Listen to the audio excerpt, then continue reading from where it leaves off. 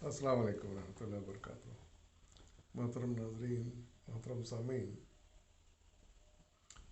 हमने कुछ दिन पहले मुगलिया सल्तनत की तारीख का मुताला किया था। बाबर से लेकर आखिरी बादशाह बहादुर शाह जफ़र तक का मुताला किया था। लेकिन उस मुताले में बहादुर शाह जफ़र जो आखिरी बादशाह थे, उनका ज़िक्र बड़ा मुख्तसर आया था। तो मुझे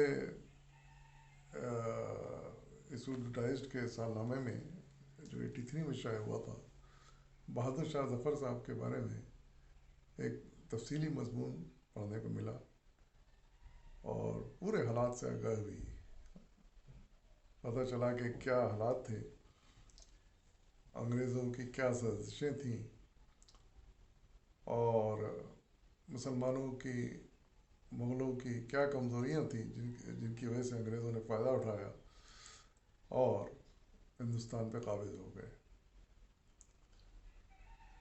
तो पहले तो उन्होंने बंगाल पर कब्ज़ा किया, नवाब सिराजुद्दौला को शिकस्त दी, उससे जंग लड़ी, उनको शिकस्त दी, उनको शहीद किया।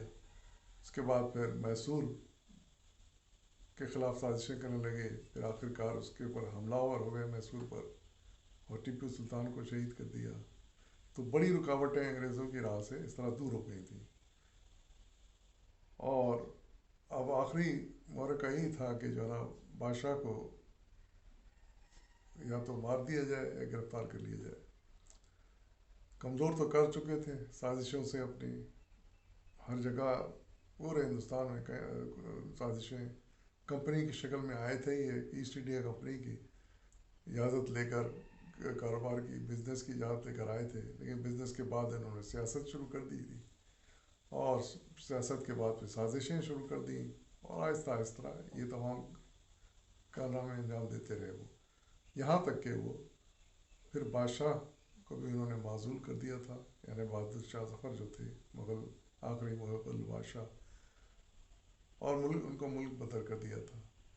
तो इसकी कुछ तफसील इस मज़मून में मुझे पढ़ने को मिली, तो मैं आपके साथ भी शेयर करना चाहता हूँ। तो समाअत फरमाइए।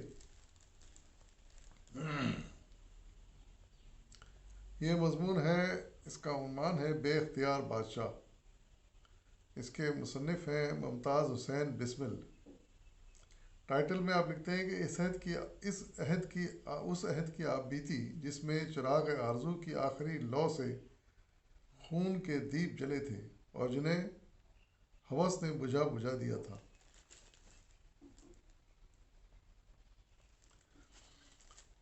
तो आप लिखते हैं कि अंग्रेज़ मीर जाफ़र की गद्दारी से बंगाल, बिहार और उड़ीसा पर कब्ज़ा कर चुके थे, मगर सुल्तान हैदर अली और सुल्तान टीपू शहीद की वजह से उनकी मज़ीद पेशकदमी रुक गई थी। उन्होंने सुल्तान टीपू की अस्करी क़ुव्वत का निज़ाम हैदराबाद के रूबरू इस अंदाज़ में ज़िक्र किया कि उसे अपना वजूद भी ख़तरे में दिखाई देने लगा।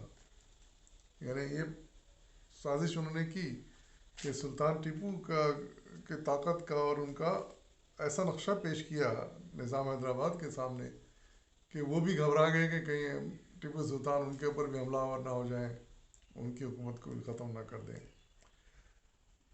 तो अपना वजूद भी उनको ख़तरे में दिखाने लगा। वो टीपू के ख़िलाफ़ अंग्रेज़ों के हलीफ बन गए।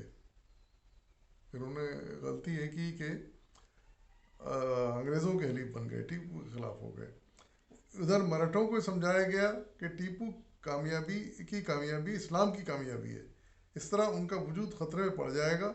चुनाचे वो दिलो जान से अंग्रेज़ों के साथ शामिल हो गए। दूसरे जो दुश्मन रह गए थे मुखालिफ, वो मराठे थे अंग्रेज़ों के, उनको भी उन्होंने ये उकसाया कि ये टीपू सुल्तान जो है, ये अगर कामयाब हो गए तो यहाँ इस्लाम नाफिज हो जाएगा, मुसलमानों की पक्की हुकूमत बन जाएगी, तो इसको ख़त्म करना ज़रूरी है। तो इस तरह मराठे बहरहाल मुसलमानों के दोस्त तो नहीं थे, मुखालिफ ही थे, तो वो भी फिर अंग्रेज़ों के साथ इस लालच में आके मिल गए। 1799 में सुल्तान शहीद टीपू ने سرنگا پٹم کے مقام پر اپنوں کی غداری اور غیروں کی عیاری کے سبب اپنی جان افرین کی سپرد کر دی اور بر صغیر میں انگریزوں کو اپنا سکہ جمانے کا موقع مل گیا۔ اس لڑائی کے بعد نظام کی خود مختار حیثیت ختم ہو گئی اور وہ برطانوی سامراج کا ایک مہرہ بن کر عیش و عشرت کے ماحول میں زندگی بسر کرنے لگا۔ یعنی اس طرح انہوں نے لالچ دے کر اور ان کی حکومتوں کو تحفظ بخش کے انہوں نے ان کو اپنی طرف سے غافل کر دیا اور خود پورے ہندوستان پر قابض ہو گئے۔ مراٹھے انگریزوں کے ارادوں میں کسی نہ کسی طرح حائل تھے۔ بلاخر 1903 میں انگریزوں اور مراٹھوں میں ایک فیصلہ کن جنگ ہوئی۔ یعنی مراٹھوں کو لالچ تو دی انہوں نے، اپنے ساتھ ملا بھی لیا تھا، لیکن پوری طرح یہ ابھی ملے نہیں تھے، بلکہ ان کے خلاف ہی تھے، اور اسی لیے ان کی ایک آخری جنگ ہوئی انگریزوں سے 1903 میں۔ انگریز گائیکواڑ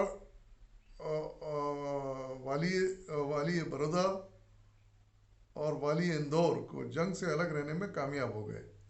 اچھا، یہ چالاک تو تھے انگریز، ان کی ہر جگہ چالاکیاں چلتی تھیں۔ انہوں نے یہ 3 کے علاقے کے جو وہ تھے سردار تھے، ان کو لڑائی سے الگ رکھا ہے اور اس میں کامیاب ہو گئے۔ مراٹھوں کا سربراہ پیشوا انگریزوں کے مقابل آیا، لیکن اسے شکست ہوئی۔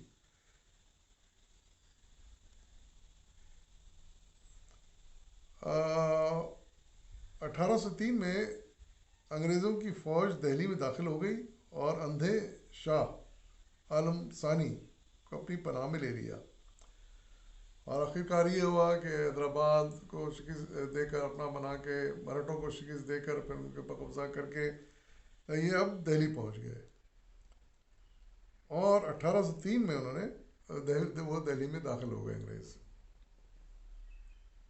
اور وہاں پر اس وقت جو تھی حکومت تھی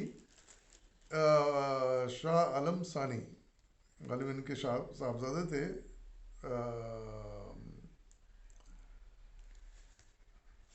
آخری مغل بادشاہ بہادر شاہ ظفر کے غالباً صاحبزادے تھے، کے نام پر حکومت کرنے لگی۔ رعایا میں احکامات کی منادی ان الفاظ میں کی جاتی: ملک بادشاہ کا، حکومت کمپنی بہادر کی۔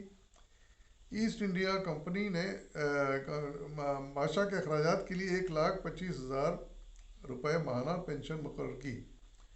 قلعے پر بدستور بادشاہ کا اختیار رہا، آداب سلطنت میں کوئی فرق نہ آیا، سکہ سب ریاستوں میں بادشاہی کا جاری رہا۔ نظر اور تحفے تحائف شاہ عالم کے لیے تھے، اور خراج کی رقم ایسٹ انڈیا کمپنی کے خزانے میں جمع ہوتی تھی، مگر حقیقت میں شاہ عالم کی حیثیت کٹ پتلی کی سی تھی۔ شہر دلی کا انتظام بھی عملاً انگریزوں کے قبضے میں تھا۔ یہ صورتحال تھی۔ 19 نومبر 1806 کو شاہ عالم نے وفات پائی اور ان کا لڑکا اکبر ثانی شاہ ثانی کے نام سے لال قلعے میں تخت نشین ہوا۔ سلطنت ختم ہو چکی تھی۔ انتظامی امور میں اختیارات قلعے کے 4 دیواری تک محدود تھے، لیکن تخت نشینی کی تمام رسومات ادا کی گئیں۔ قلعے کے اندر اس کے نواحی بستیوں میں شاہی خاندان کے ہزاروں افراد آباد تھے۔ قلعے کے اندر دلی کا جو شاہی قلعہ تھا، اس میں ان کے شاہانہ اخراجات کی تمام تر ذمہ داری اکبر شاہ ثانی پر تھی۔ اپنے خاندان کے لیے شاہ عالم کو ایسٹ انڈیا کمپنی کی جانب سے 1,25,000 روپے کی ماہانہ رقم بطور وظیفہ طے ہو گئی، جب اکبر شاہ ثانی کا وظیفہ 1,00,000 روپے ماہانہ مقرر کیا جبکہ اکبر شاہ ثانی کا وظیفہ 1,00,000 روپے ماہانہ مقرر کیا گیا۔ بادشاہ نے راج رام موہن رائے کو انگلستان بھیجا تاکہ وہ ملکہ وکٹوریہ اور اس کی حکومت سے اختیارات شاہی اور دولت و مراعات کی بحالی کے لیے درخواست کرے، مگر اس کا سودمند نتیجہ برآمد نہ ہوا اور راجہ رام موہن رائے ناکام واپس آیا۔ اچھا، یہ جن کا ذکر پہلے آیا، جن سے انہوں نے بادشاہ چھینی تھی، وہ شاہ عالم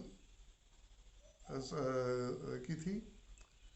یہ شاہ عالم تھے ان کے دادا، बहादुर शाह जफ़र के दादा, उनके बेटे फिर जैसा कि हमने पढ़ा अकबर शाह सानी थे,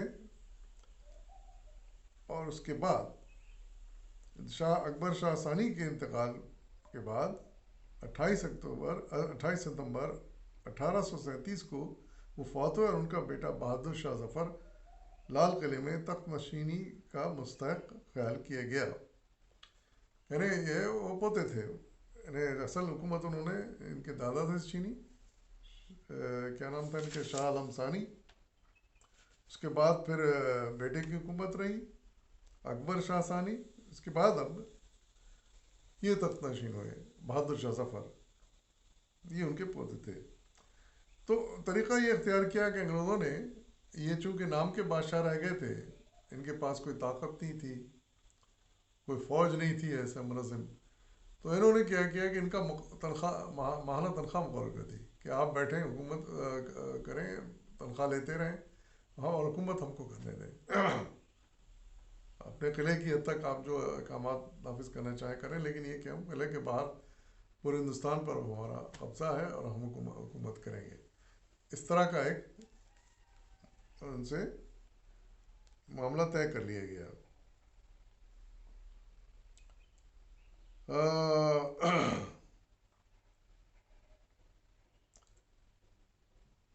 तो ये बहादुर शाह जफ़र के बारे में लिखते हैं कि अकबर शाह सानी की औलाद में ये सबसे ज़्यादा लायक और मामला फ़हम शहज़ादे थे, मगर अंग्रेज़ उसे नापसंद करते और किसी अय्याश और मैनोश शहज़ादे को वली अहद बनाना चाहते थे।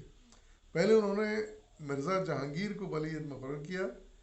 एक दिन उसने नशे की हालत में एक अंग्रेज़ अहदेदार पर गोली चला दी, वो बच गया, लेकिन शहज़ादे को इस जुर्म में इलाहाबाद के किले में नज़रबंद कर दिया गया। अकबर शाह सानी की वफ़ात के बाद तख्त बहादुर शाह जफ़र के हिस्से में आया, लेकिन वो सिर्फ नाम के बादशाह थे। उनकी सल्तनत लाल किले की 4 दरवाज़े तक महदूद थी।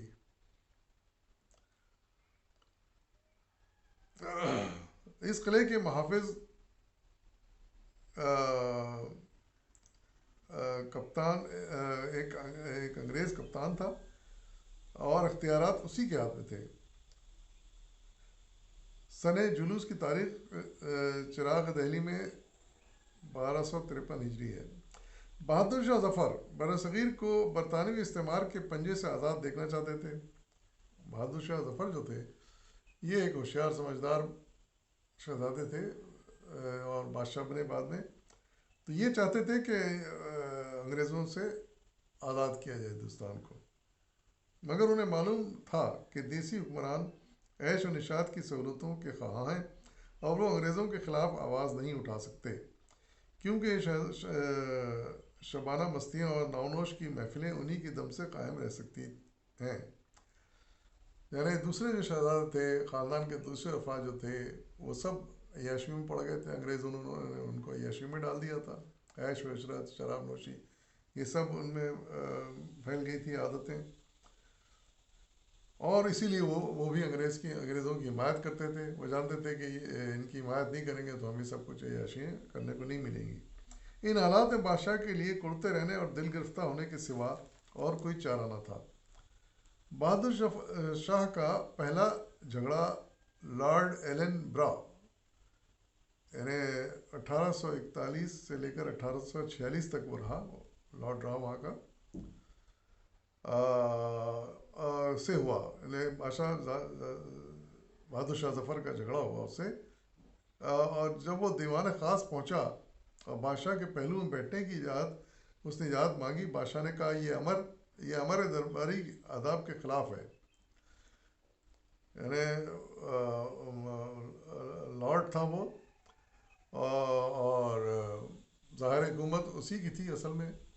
तो उसने बादशाह के दरबार में पहुंच के बादशाह के बराबर बैठना चाहा, तो बहादुर शाह जफ़र ने ये कहकर उसको मना कर दिया कि ये दरबारी आदाब के ख़िलाफ़ है। बस ये कहना था कि वो उसको आग लग गई। लॉर्ड एलन बड़ा नाराज़ हुआ دربار سے واپس جاتے ہی اس نے ملکہ وکٹوریہ کو اپنے فرضی توہین کی اطلاع دی اور لکھا وہ احکامات لیتا تھا ملکہ وکٹوریہ جو لندن میں بیٹھی ہوئی تھی. ہندوستان میں ملکہ وکٹوریہ کا راج ختم ہو چکا ہے. بہادر شاہ ہمارا وظیفہ خوار ہے. اس قسم کے ادب آداب کو ملحوظ رکھنا ہمارے اعلیٰ حکام کی نہیں بلکہ برطانوی اقتدار کی ذلت ہے. اس طرح اس نے لکھ کے ملکہ وکٹوریہ کو بھی بھڑکایا. برطانوی حکومت کی حکمت علی نے یہ درخواست منظور نہ کی. بعد میں البتہ یہ فیصلہ کیا گیا کہ بادشاہ گورنر جنرل کو بیٹھنے کی اجازت دے دیا کریں گے. یعنی اس کا عہدہ جو تھا انگریز لارڈ ایلنبرا کا وہ گورنر جنرل کا تھا.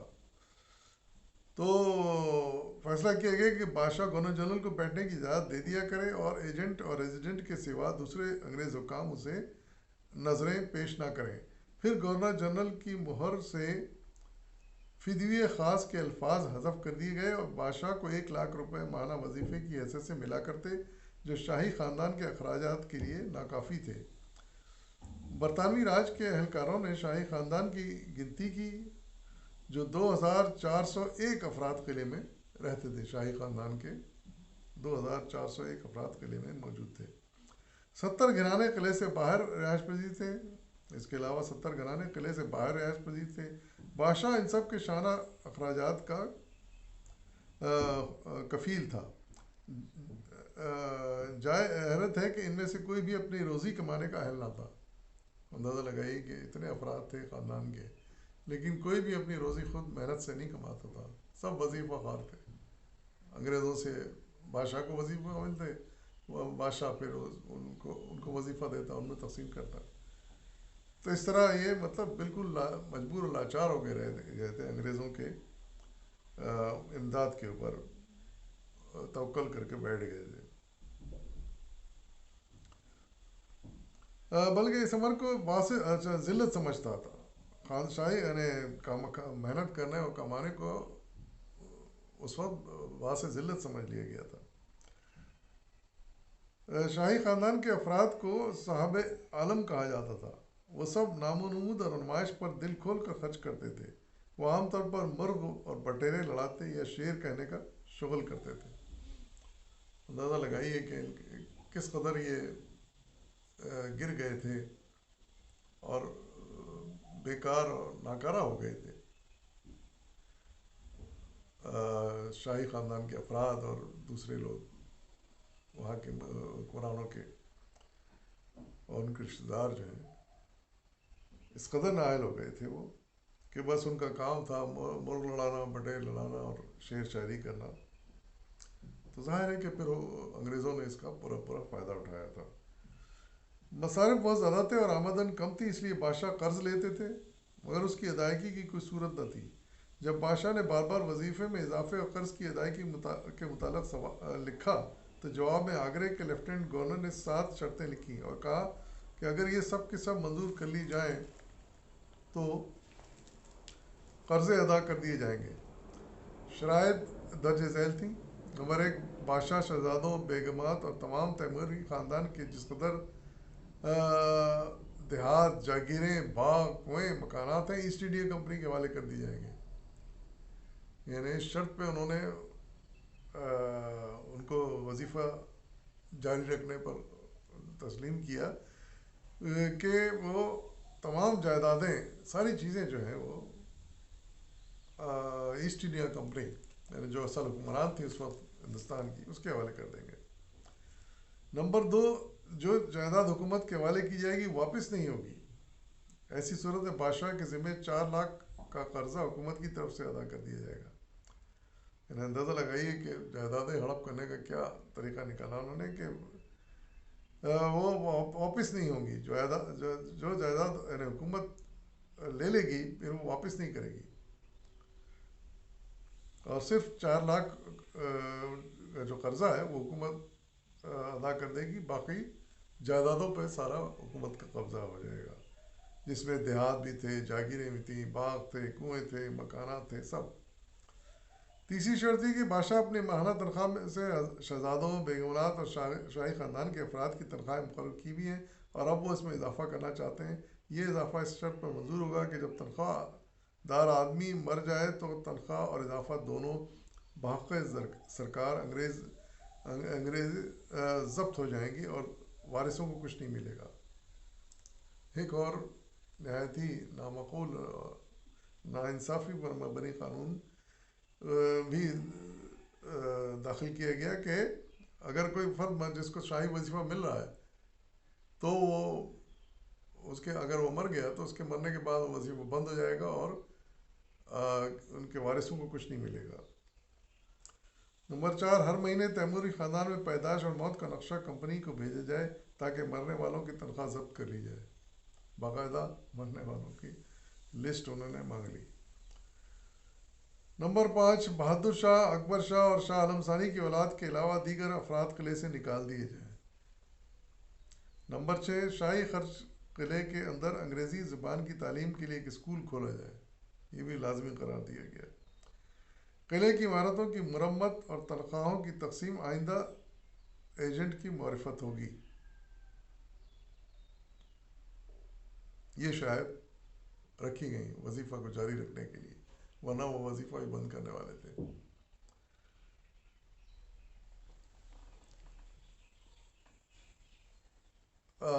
بہادر شاہ اگرچہ بے بس تھے مگر غیور تھے۔ انہوں نے مندرجہ بالا شرائط تسلیم کرنے سے انکار کر دیا۔ تنگ آ کر آخر میں کمپنی کی حکومت نے لکھا کہ قرضے کی تفصیل بتائی جائے، کس کا کتنا روپیہ ہے، کب لیا گیا اور کس کام کے لیا گیا، کس کی معرفت لیا گیا اور رسیدیں کہاں ہیں۔ بادشاہ نے مذکورہ حکم کی تعمیل سے بھی انکار کر دیا۔ ایک بار شہزادہ تیمور شاہ نے راجپوتانے کی سیر کے لیے اجازت طلب کی۔ جواب ملا کہ غیر ضلع میں جانے کی انگریزی حکومت کی جانب سے اجازت نہیں ہے۔ اگرچہ بہادر شاہ کو بادشاہ کہا جاتا تھا مگر ہر قسم کے سامان جنگ خریدنے پر بھی مکمل پابندی تھی۔ یہ وہ حالات تھے جس سے آخری مغل بادشاہ گزر رہے تھے اور ان کے سارے اختیارات چھینے جا چکے تھے اور وہ ایک وظیفہ خوار بادشاہ کی حیثیت ان کی رہ گئی تھی۔ کوئی باقاعدہ ان کی فوج نہیں تھی کہ وہ کوئی لڑائی کرتے، کوئی باقاعدہ جنگ کرتے۔ دو بڑے سہارے تھے، یعنی جو مضبوط پائے تھے مغلیہ حکومت کے، ایک تو بنگال اور دوسرے میسور، ان پر یہ پہلے قبضہ کر چکے تھے۔ تو اب بادشاہ کے پاس اس کے علاوہ کوئی چارہ نہیں تھا کہ ان کے ساتھ تعاون کرتے رہیں، ان کے احکامات پر چلتے رہیں، صرف نام کے بادشاہ رہ گئے تھے۔ مزید احوال ان کا انشاءاللہ آئندہ قسط میں پیش کروں گا۔ فی الوقت اجازت دیجیے، فی امان اللہ۔